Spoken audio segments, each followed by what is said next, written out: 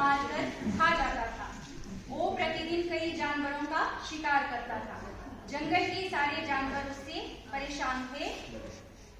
सभी जानवर एक दिन एकत्रित होकर शेर से बात करने पहुंचे। सभी ने निवेदन करके शेर से कहा, क्या कहा था?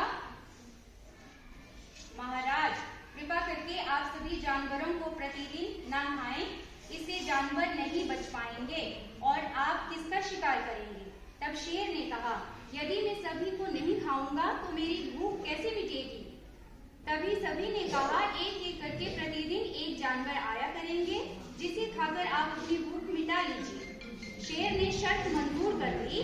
बारी बारी से जानवर आए और शेर ने अपनी भूख मिटाई। पहले एक आया, फिर दूसरा जानवर आया, तीसरा आया, फिर खरगोश की बारी आई। उसने सोचा, मुझे मरना तो है, क्यों ना आराम से जाऊं। तभी वो एक कुएं के पास पहुंचा और उसे एक योजना सूझी।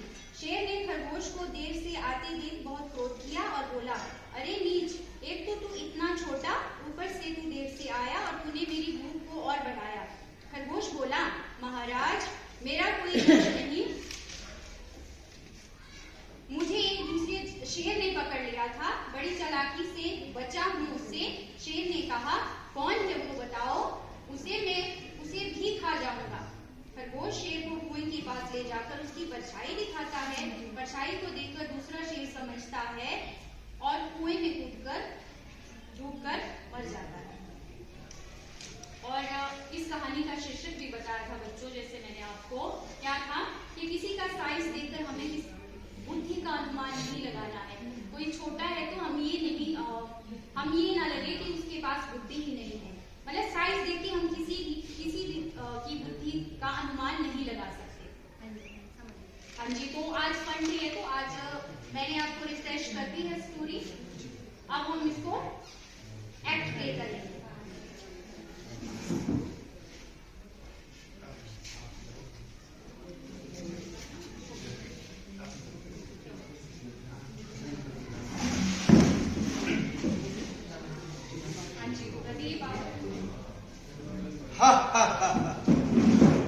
मैं शेर खान हूँ, जंगल का राजा, मैं सबको खा जाऊंगा।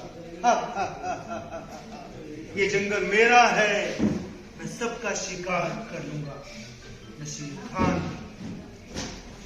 जानवरों में मेरा आतंक होगा, मैं सबको एक दिन में ही खा जाऊंगा। अरे हमारे को कुछ सोचना पड़ेगा, कोई खा जाएगा, क्या करें हम? तो सारा जंगल खत्म हो जाएगा। कुछ सोचना पड़ेगा, हमें क्या करें हम? कुछ सोचते हैं इसके बारे में, नहीं तो हमारा तो वंश ही खत्म हो जाएगा। चलो सब बात करते हैं।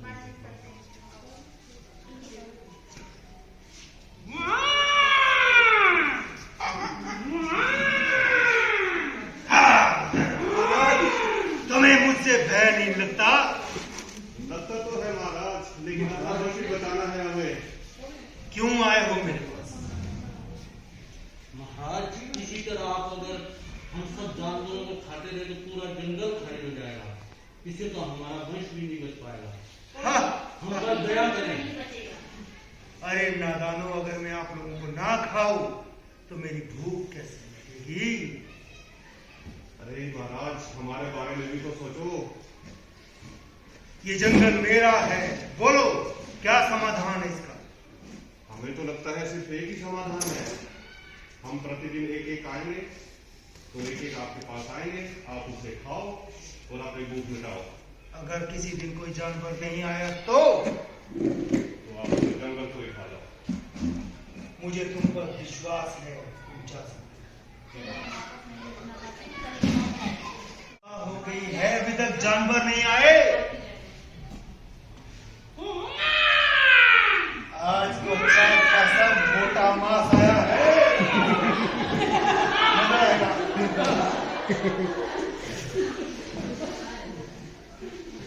मन खुश हो गया आज। क्या बात? इस तरह बारी बारी से सारे जानवर जाते हैं, अब लास्ट में खरगोश की बारी है। दोपहर आने को आई है, अभी तक जानवर नहीं आए। क्या उन्हें मेरी भूख का अंदाजा नहीं? मैं चाहूं तो सारे जंगल के जानवरों को एक दिन में खा सकता हूं। अरे आज तो मुझे मरना तो है ही है, क्यों ना आराम से जाऊं, क्या करूं मैं? अरे कुआं, उसको रोकना पड़ेगा, इसका इस जड़ को तो आज ही खत्म कर दूंगा मैं। महाराज महाराज,